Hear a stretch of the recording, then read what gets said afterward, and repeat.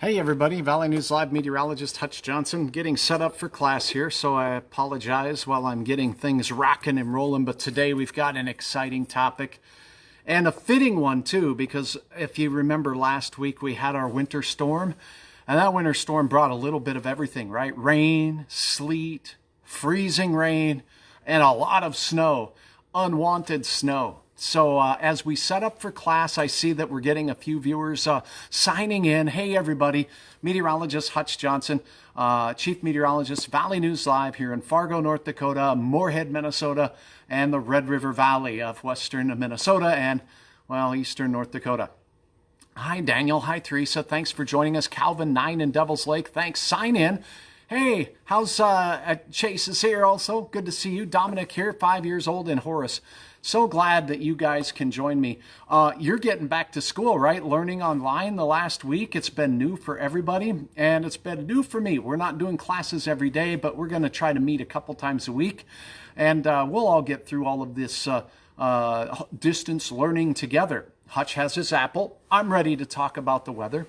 You know, for a lot of years, I taught meteorology to area college kids at Bismarck State College, teaching a intro to meteorology class and a laboratory that went along with it. The weather has always been an exciting topic to talk about for Hutch, and I hope you find it somewhat fun as well. Now, as I'm getting set up, hi, Jocelyn. I know my picture is not going to be centered. That's what I'm trying to adjust here so we can get it so you guys can see what I'm seeing to the best of our ability here today. So I'm trying to get things adjusted, so bear with me. Nathan, what's up, Nathan? Good to see you. Owen, Shane, and Weston here. Good to see all of you as well. Let's see, let me lift that screen up just a little bit. You should be seeing a pretty good sized screen and shot of our Skycam.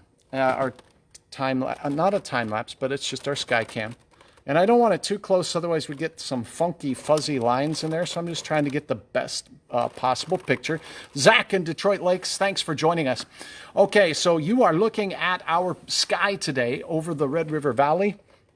And what we have going on today, there we go. I think that might be the best picture I can do for now. Okay, what we got going on today is clouds. This morning we woke up to rumbles of thunder and lightning. As you log in today, again, this is Hutch Johnson, Valley News Live, Chief Meteorologist. Today's topic is precipitation and forecasting precipitation. But as you log in, say hi, click the like button, and go ahead and share with everybody where you're watching from. We've had people from Germany watching, Idaho, Texas, Mr. Papa in Alabama watching with Kyle in Fargo. Hey, that's fun. Great job, Papa.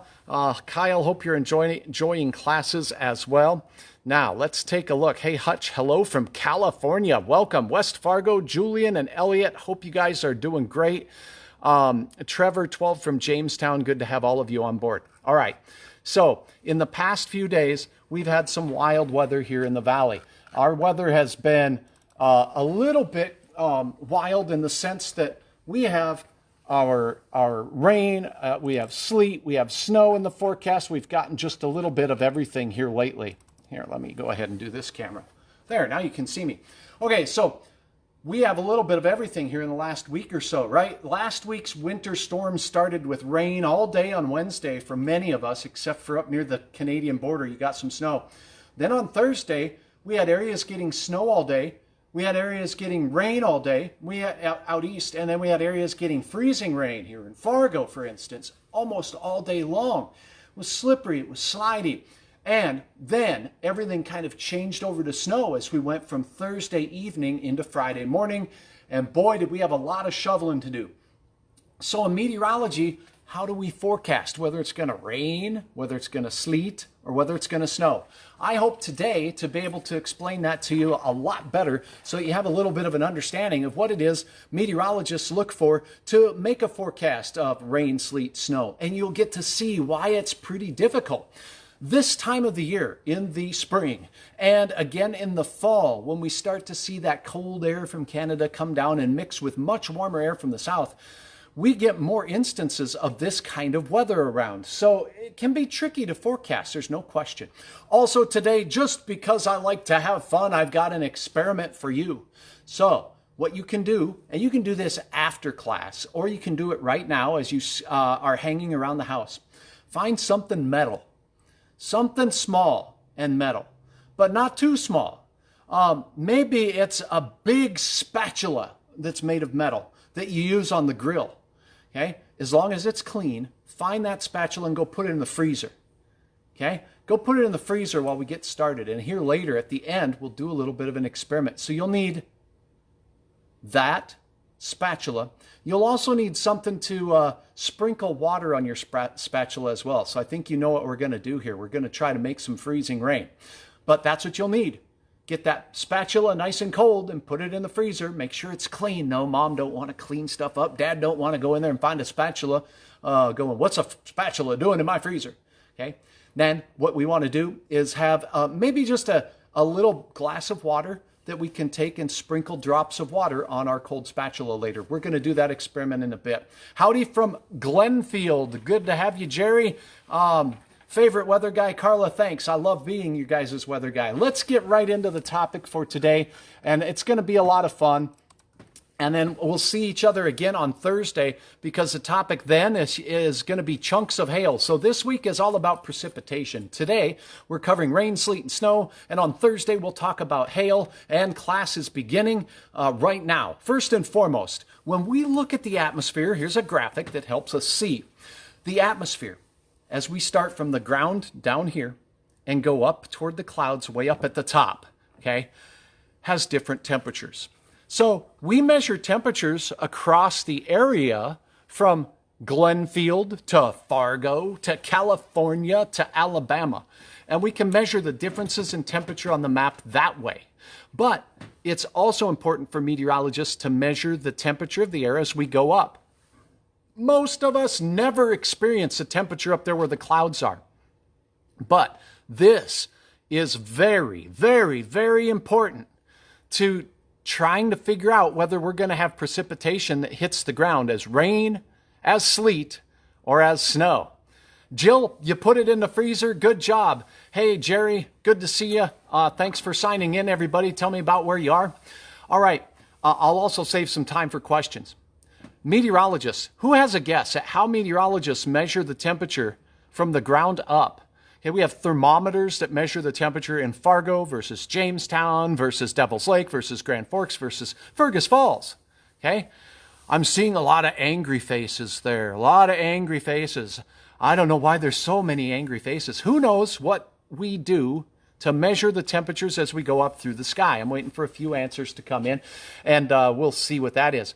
But as we're moving along, it's really important what those temperatures are. As we go up through the atmosphere, most of the time it gets really cold as we go up higher and higher. That's why you cannot roll the windows down on your airplane and stick your arm out the side going, gee, it's chilly out here. That's one of the reasons why you can't roll the windows down on the airplane. The other has to do with the change in the pressure of the air as we go up. So, that's right. Susan, you got it right. Jensen, hi from Bagley. Susan guessed that weather balloons are what we use. We've been using the weather balloons since the 30s, and we still use them today. And we take a weather balloon and we blow it up with something that floats like helium or hydrogen. And we attach a thermometer and an instrument called a radiosonde. And that radiosonde radios back down to the ground what all the temperatures are as that balloon rises up high in the sky. Those weather balloons go up about 10 miles up there. They go up real high, okay? And they measure the temperature all the way up, and that is how we know. Hi, Amanda from Halstead and Tommy from Ypsilanti. Good to have you on from Stutzman County. Elizabeth, good to have you on from Thief River Falls as well. So this is critical information. Now, I don't care whether it's summer, winter, or what season we're in. Many of the clouds that form over Fargo, North Dakota, and much of the United States, way up high there, are cold and have ice in them. Good job, Tamara. A weather balloon is right. Hi, Riley, too, from New York. Wow, good to have you on board, too. Okay, so from way up top here in the atmosphere, even in the summer months when it's nice and hot down here at the ground, say it's 70, up where the clouds are, it's oftentimes cold enough for ice and snow to form in the clouds. And in fact, we talked about this when we talked about lightning, but thunderstorms have to get up to make thunder to temperatures that are cold enough to make ice. So even in the summer, a lot of the rain that hits your head starts off as ice or snow up there at the top. How hard can rain hit the ground? Pretty hard. Yeah, it hits. And raindrop size, the size of the raindrop will make a difference. Have you ever been outside when you get one of them big, ginormous drops versus a drizzle drop that you can barely feel? So the size of the raindrop does make a difference. All right, let's go ahead and check in here on what happens to some of this snow or ice in the cloud. As it gets heavy enough, the flakes get big enough, they start falling. Gravity pulls them down. And if gravity's pulling them down, sometimes if it's warm enough near the ground, you all remember 32 degrees is freezing, and it's also the melting point of water. 32 degrees is the melting point of water. So when those snowflakes fall through that layer where it's 32 degrees in our atmosphere, they'll melt, okay? And if it stays warmer than freezing the rest of the way down to the ground, and in this example, our temperature is 32 here, the snowflakes melt, and then the rest of the way down, it's warm enough to stay melted, and then we end up with rain at the ground. So it can be easy to forecast rain if we have a deep layer near the ground that our weather balloon tells us is warm and is above freezing. Does that make sense? I hope this is making sense. So we measure these temperatures as we go up. And this is the example of rain. And rain is easy to forecast in the summer because in the summer, our lower atmosphere is oftentimes above freezing, right? And that's why we enjoy summer, to go out and play and to fish and to water ski and to do all kinds of fun stuff like that. Now, as we turn the page here, this last week, Fargo had freezing rain. How did we know? Because we were forecasting a chance for areas of freezing rain. How did we know? Well, this is what we saw setting up. To have freezing rain, it's cold enough for ice crystals at the cloud level. We knew that. Temperatures were way below freezing. I've got -10 up here as an example. As the snowflakes fell, there was a warm layer that day. Our weather balloons told us there was a warm layer up there. Hi, Judy from Roosevelt, good to have you on board. Rosemary from Grand Forks, good to have you on board as well. So our snowflakes last week melted as they were falling down through the warming layer. And then as they fell closer down to the ground, we had a very shallow layer of cold air. Okay? So the liquid raindrops didn't have time to refreeze and turn into little ice cubes. So what they did was they froze when they hit the surface. That's called freezing rain. So when the ground temperature was 20, 25 degrees outside, things like your car's windshield, things like your sidewalks, even our streets got cold enough that when the rain water hit it, that water instantly freezes. So in our experiment, we're going to make some freezing rain. Okay, apparently, Owen's online on Cochrane. You know him. Let's see. I'm glad you guys are enjoying this class. That's wonderful. Thank you for your notes and your questions. So this is an example of where our lower atmosphere's temperature is really important. And if at the ground, it can be below freezing, but just above our heads, there can be a thin layer of melting air that's warm enough to melt these snowflakes that fall from the clouds. Okay, so when we have an atmosphere that sets up from the clouds down to the ground, like this, we'll get freezing rain. Now, let's move on to another type. Sleet. We got some sleet the other day. In fact, in Fargo, we had 1 1/2 inches at the station here of sleet. What is sleet? Look at a picture. It's little balls of ice. That's right. It's not quite like hail. Hail, big balls of ice, right? So when we have hail, we can have pea-sized hail. We can have marble-sized hail. We can have golf ball-sized hail. Sleet is different. It's like tiny, little, oftentimes transparent. Transparent means you can see through it. Balls of ice. And this is what we need in the atmosphere for sleet to happen. Here we have cold air at the cloud level, just like before. So we got snowflakes in the cloud that fall down through this melting layer. Okay? And then when they fall through the melting layer, it makes the snowflakes into little water droplets called rain. So we have rain falling down through the sky, and then we have a really, we should have a real deep layer here. This is wrong. I'm going to cover this up. A real deep layer of freezing air. And if we have a deep layer of freezing air near the ground, then those raindrops have time to refreeze and turn into little ice balls. Sleet is rain that you can hear. It ticks off your window. It ticks off the car. It ticks off of the sidewalk. It might even bounce. So do you see how this little graphic here has the sleet balls bouncing? Okay. Yeah. I'm so glad that you love this class, you guys there. Bill, thanks for the comments. You too, Sarah. This is awesome. I really appreciate passing it along. Hutch made a mistake when I was typing this graphic up, but when we want to make sleet, we need this layer of freezing air near the ground to be pretty deep, okay? So it might be 32 up here, but then right below that 32 layer, again, it melts it, and then right below it, it refreezes, and it's back down below freezing, like 30 degrees, and it's a deep layer of freezing air. That'll cause those water droplets, those rain droplets to refreeze and become sleet balls, okay? Sometimes we also get something called grapple. Grapple is a mess, but it's a snow pellet. I don't have a graphic for a snow pellet, but a snow pellet is taking some of this snow through the melting layer, and then it sticks to other snowflakes. So you get wet snowflakes sticking together, and they make these little snowballs. Grapple is snow pellets. They're tiny little snowballs, really tiny. So what's the difference, Vicky asked, between sleet and hail? That's an awesome question, and really about the only difference is size.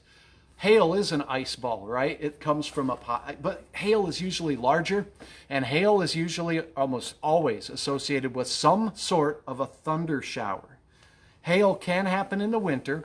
We can have thunder snow in the winter, and I don't have enough time in my day today in class to talk about all those topics, but that was an awesome question, and I'm glad you asked it. I hope that helped. So there isn't much difference between sleet and hail physically when you look at it under a microscope or in your yard, other than the size. And hail usually comes from thunderstorms. Thanks, Sarah. I'm really glad you love the classes. Jill, I'm really glad you could join us. Sorry I'm glitchy today. I really am sorry if it's coming through a little glitchy. Let's continue. Okay, what about forecasting snow? Most of the time in the winter, it's pretty easy. Snow is easy to forecast when the entire layer below the cloud remains freezing. So if a snowflake is going to drift down from the cloud where it's freezing up there at the cloud level, because the weather balloon told us it was, and the whole layer of the atmosphere below the cloud is below freezing, then Hutch is going to always forecast snowfall. So there's easy things to forecast: rain and snow. Rain, we need a deep layer of warm air. Happens in the summer. Snow, the whole layer underneath the cloud is frozen. It's going to stay. It's going to stay frozen all the way down. We're going to get ice crystals fall on the ground. That's called snow. Okay? And then when we get in between, when we get a warm layer above our heads, warm layer above the ground, and the snowflakes melt into a raindrop, that's where we get the trouble like we had last week. And we can get freezing rain. Why is some hail bigger or some hail smaller? That's an awesome question. Your question is one that is why Hutch wanted to study meteorology growing up. Hail, we'll talk about hail in our subject on Thursday, so I don't want to give everything away. Some thunderstorms are strong enough to make bigger hail. It just depends on the strength of the thunderstorm. So I want to go back to class topics for today, and let's get back to our slide. I think we talked about rain, we talked about sleet, we talked about freezing rain, and we talked about snow. Now let's use real world weather like we will use on the news tonight.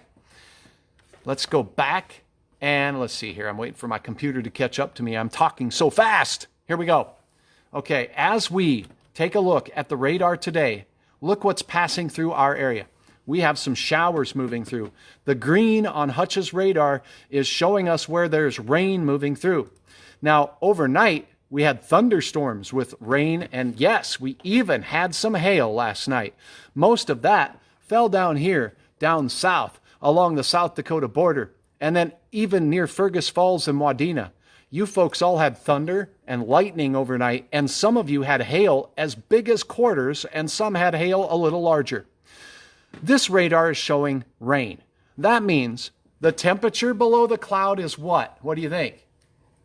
If we're getting rain at the ground, when the ice falls from the cloud, because it's cold up there where the clouds are, the ice falls from the cloud, the temperature below the cloud must be above freezing. the whole way. So we're getting rain, and it's easy to forecast. And the radar shows rain everywhere in our area. What meteorologists need to do if we're going to forecast where it's going to be rain, sleet, snow, or hail, is let's look at temperatures.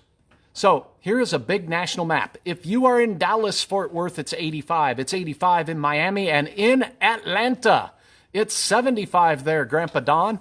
Okay, now if we look up in Fargo, we're 45. That is above freezing. But we have to look really closely up here on Hutch's graphic, and there is a little white line. I might have to make this graphic more big. See if you can see that little white line up there. There's a little white line that's skinny. Hutch has that white assigned to freezing. So that white line that we see there is the freezing line. That's important. That's really important. So that's where at the ground we're measuring freezing temperatures. So we know at the ground it's freezing. So usually where it's colder than freezing, everybody north of there is getting snow. Everybody along that line, we got to watch out for some rain, some sleet, some rain and snow mixed, maybe even some freezing rain. Let's go ahead and take a look back at the radar again now that we know where this freezing layer is. We know where the freezing temperatures are. They're north of Fargo in Canada. Let's go look at the radar there. Oh boy. So here is a radar loop of what is moving through Brandon, Manitoba. It's up there in Canada. The blue is snow, and it's all snow. The green is rain. And then these pink colors here on Hutch's radar is where we could be getting a mix. Now I'm going to zoom in, and where this radar was moments ago, I'm going to go back in time here. Okay, there we go. That's a good spot. Up north, up here where it's cold, north of the freezing line, it's all snow. Everybody's blue. Down here, down south of the freezing line, where the temperature is above freezing at the ground, and most locations above the cloud, from the cloud to the ground, we get all rain. But along this freezing line, the 32 degree C line, or 32 degree Fahrenheit line, I'm sorry, we can have sleet, we can have freezing rain, we can have a rain-snow mix. Have you ever been outside and seen rain and snow? All right, this is the fun part of the class. So Hutch is going to disappear for just a second. I'm going to put the class back up there. I'm going to go grab my piece of metal. And I've got a little water bottle here that's filled with water.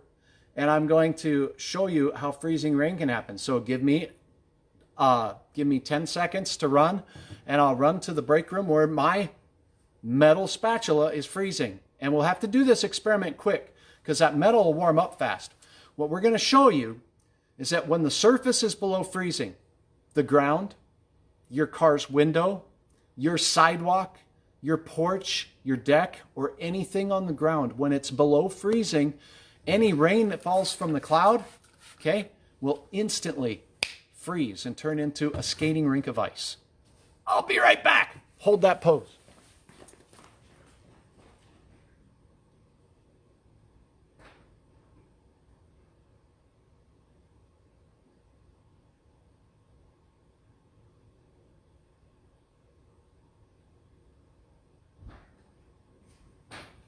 Okay.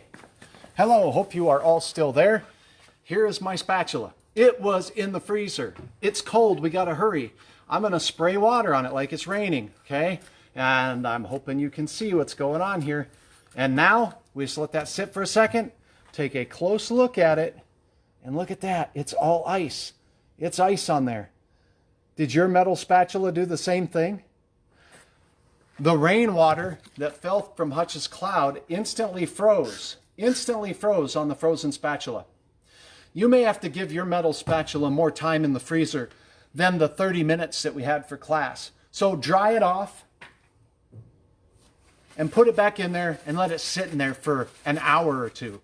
And then go back and do the experiment again with a spray bottle. Lightly spray it. Don't soak it. If you soak it with warm water at room temperature, then the temperature of your spatula is going to go up to that warm temperature fairly quickly. Just mist it from a distance.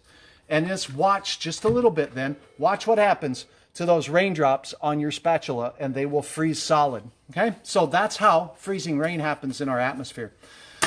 That's today's class. I really am looking forward to seeing you all on Thursday for a discussion about hail.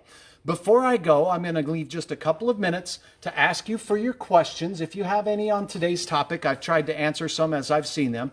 I'll go back through and answer a few questions as well when we're all done. Jill says, mine's frozen, Anna, but not really, just a little icy. So I put more in there so it freeze more ice. Good, you guys are experimenting and seeing. If you hit it with too much water, if that water's too warm, you're going to warm that spatula up and it isn't going to work too good. So let that spatula stay in the freezer and get mighty cold. Okay? And then when you do, pull it out and quickly squirt it with water and watch what happens. And that's how freezing rain can happen. So anytime you walk outside and you know your window on your car is cold, or you know the sidewalk is cold because the temperature outside is well below freezing, if it rains, we could be in for some ice skating weather in an awful hurry. All right. Would a thick spatula be better, Eric asks? Absolutely, because the more metal you have and the longer you leave it in there, then it's going to stay colder longer. And you need to do the experiment pretty quick. Hutch ran to the freezer and ran back because this spatula is now in 70-degree air in my studio here, so it warmed up pretty quickly. Okay, so take it out of the freezer. If you can do the experiment right there in the kitchen, you should have some good luck seeing that spatula ice up real quickly. You guys have been awesome. Thank you for joining me for class today. I can't wait to talk to you about hail. What I want you to do is gather a couple things for class on Thursday. Can you do that? Maybe you have some peas, frozen peas. Maybe you can get your parents to give you a few frozen peas. They got to be frozen, like pea-sized hail. Grab a golf ball if you have a golf ball sitting around too. Maybe a tennis ball if you have a tennis ball. And we'll see you for class on Thursday. I can't wait. This was a lot of fun. It always has been fun. Thanks. Make sure that if you know a friend who is also homeschooling or remote learning from across the country who might be interested in the class, go down to the comments section below and go ahead and give this page, tag them. Tag your friend's name in the comments below, and they'll see this, or you can share, of course, this with them by sharing a link of the Facebook page. I love to spread it around. It is really awesome to me to know that there's folks watching across the country. That makes it fun. Hey, thanks a lot, Chase. Thanks a lot, Dominic. You guys are great. Let me see if I can find Dominic's question here. Why is sleet so loud on my window? Because it's a little ball of ice. Okay, if you take an ice cube from your freezer and you drop it on the floor, it's going to make noise because it's solid. Raindrops, liquid water, doesn't make nearly as much noise when you spill some water on the floor, right? But when an ice cube falls on the floor, you hear it, and because it's solid, it shatters and makes a lot of noise. You guys, good questions, great time. Have a wonderful day. Make sure you're doing your online homework. Get that done. And, keep learning, be well, be safe, and we'll talk to you again on Thursday. Thanks for coming, and thanks for joining class. I'd love to have you like my Facebook page, Hutch VNL. See ya on Thursday.